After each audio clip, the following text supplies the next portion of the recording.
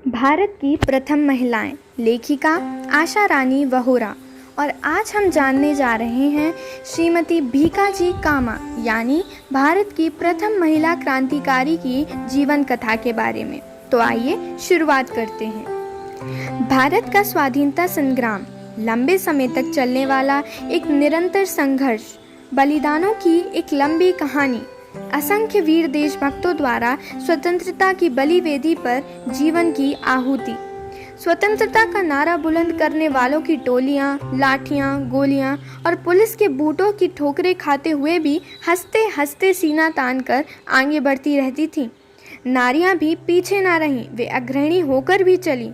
जीवन के समस्त सुखों को तिलांजलि देकर कठोर साधना और कष्टमय जीवन अपनाने वाली नारियों में श्रीमती भीका रुस्तमजी कामा का नाम विशेष सम्मान के साथ लिया जाता है।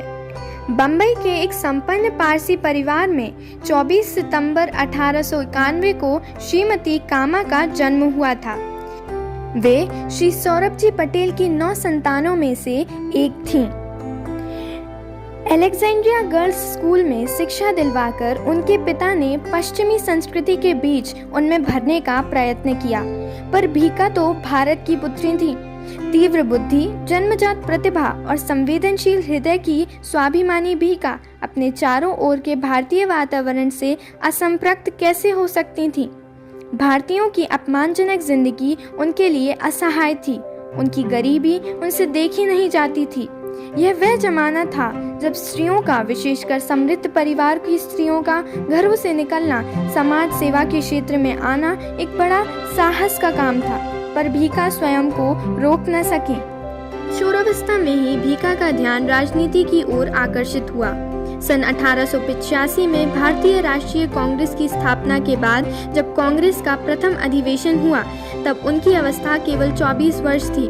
नेताओं के उग्र भाषणों और जोरदार अपीलों से वे इतनी प्रभावित हुई कि तभी से एक सक्रिय कार्यकृति के रूप में कार्य करने लगी।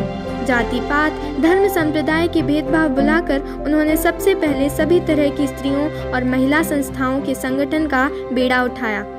धन और अभावग्रस्त महिलाओं के समाज में कल्याण कार्य के अतिरिक्त उनका विशेष कार्य उन महिलाओं को अपनी दुर्दशा के प्रति सचेत करना और उनमें जागृति का शंख फूंकना था। विदेशी राज्य में अत्याचारों के खिलाफ खड़े होने के लिए उन्होंने सभी को ललकारा और उनके सोए आत्माभिमान को जगाया। उनके क्रांतिकारी विचारों और ब्रिटिश साम्राज्य विरोधी गतिविधियों से आतंकित हो सन 1985 में ही उनके पिता ने उनका विवाह श्री रुस्तमजी कामा से करके उनका ध्यान घर परिवार की तरफ मोड़ने का प्रयत्न किया, पर विवाह से उनकी गतिविधियों में कोई बाधा नहीं पड़ी।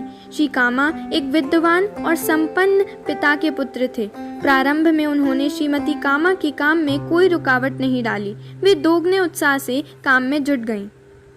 यहाँ तक कि वे पति से अधिक अपने काम के प्रति समर्पित हो गईं। वे कहा करती थीं, मेरा विवाह तो मेरे ध्येय के साथ हो चुका है। इस तरह काम में डूब जाने और घर की ओर ध्यान न दे पाने के बाद से उनका विवाह असफल हो गया। फिर एक बार जब वे बहुत बीमार पड़ गईं, तो पति ने यह समझकर उन्हें इंग्लैंड भेज दिया कि भारत से बाहर जाकर वे राजनीति से अलग हो जाएंगी, पर यह उनका भ्रम था। जब वे स्वस्थ होकर भारत लौटने वाली थीं, उन्हीं दिनों इंग्लैंड में उनकी भेंट प्रसिद्ध भारतीय क्रांतिकारी श्यामजी कृष्ण वर्मा से हो गई। श्यामजी के ओजस्वी भाषणों से उनका सुषुप्त भावनाओं ने जागकर फिर इतना जोर मारा कि भारत लौटने का निश्चय छोड़कर उन्होंने वहीं स्वतंत्रता संग्राम छेड़ दिया। श्री श्यामजी वर्मा के साथ वह भी हाइड पार्क में अपने जोशीले भाषणों से स्वतंत्रता का नारा बुलंद करने लगी। अंग्रेज आश्चर्यचकित हो गए। भारत जैसे गुलाम और पिछड़े देश की एक महिला अपने शासकों के देश में इस तरह खुल्लम खुल्ला विद्रोही प्रचार कर सकती है। इंडिया ऑफिस के अधिकारी आग बबूला हो गए।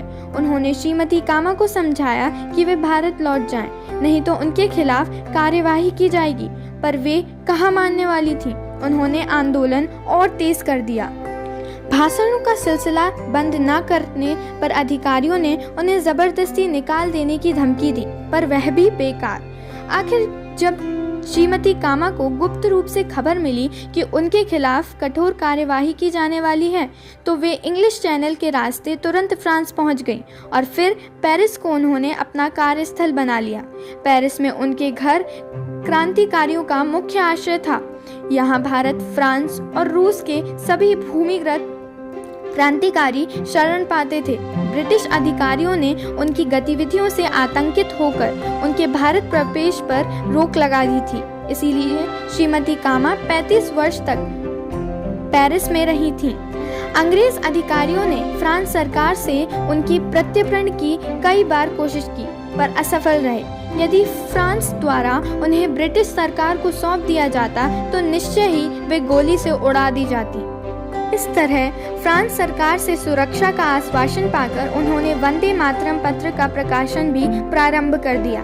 फ्रांस सरकार इस प्रकाशन से किसी भी तरह की उलझन में ना पड़े, इसीलिए उसका प्रकाशन जेनेवा से किया गया। यह क्रांतिकारी पत्र 9 वर्ष तक विदेशों में भारतीय स्वतंत्रता का अलख जगाता रहा। उनकी एक प्रमुख एवं चिरस्मरणीय देन है भारतीय तिरंगा झंडा। भारतीय स्वतंत्रता का प्रतीक तिरंगा झंडा का नमूना श्रीमती कामा द्वारा ही भारत से बाहर तैयार किया गया। इसकी भी एक कहानी है। 18 अगस्त 1907 को जर्मनी में विश्व समाजवादियों का एक विशाल सम्मेलन हुआ था, जिसमें 1000 से अधिक प्रतिनिधि सम्मिलित हुए थे। उस सम्मेलन में श्रीमती कामा को न केवल आमंत्रित किया गया, सम्मेलन के नेता श्री जीन जोन्स ने सभा मंच से उनका परिचय फ्रेटर्नल डेलीगेट, हमसफर प्रतिनिधि के रूप में दिया। श्रीमती कामा ने इस सम्मेलन में अपने तूफानी भाषण से श्रोताओं के हृदय में उथल पुथल मचा दी। अपनी ओजस्वी वाणी से उन्होंने यह प्रस्ताव प्रस्तुत किया, भारत में ब्रिटिश साम्राज्य का बने रहना हम भारतीयों के लिए घोर अपमानजनक और भारतवर्ष के लिए सर्वनाशक है। संपूर्ण विश्व के स्वतंत्रता प्रेमियों को विश्व की 1/4 से अधिक जनसंख्या वाले इस दलित राष्ट्र की स्वाधीनता में अवश्य सहयोग देना चाहिए। इसके बाद एक भारी भीड़ उन्हें बधाई देने उमड़ पड़ी। इसी बीच भावावेश में आकर उन्होंने अपनी साड़ी का एक पल्लू फाड़ा और उसे भारतीय स्वतंत्रता झंडे के रूप में गर्व से लहरा दिया और कहा, यह है मेरे राष्ट्र की पताका। श्रीमती कामा के व्यक्तित्व और कार्यों से प्रभावित होकर स्वयं लेनिन ने उन्हें रूस आने के लिए निमंत्रण दिया, जिन्हें वे किसी कारणवश स्वीकार न कर सकीं।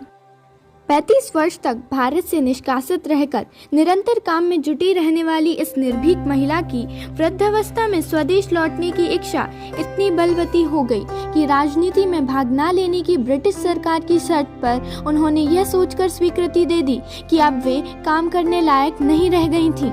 अब तो वे एक थकी, रुग्ण और शीर्णकाय नारी मात्र थीं। नवंबर 1935 में मुंबई पहुंचने पर स्ट्रेचर और एम्बुलेंस द्वारा उन्हें सीधे अस्पताल पहुंचाया गया, जहां 8 महीने बाद 13 अगस्त 1937 को उनका स्वर्गवास हो गया। उनके अंतिम शब्द थे वंदे मातरम।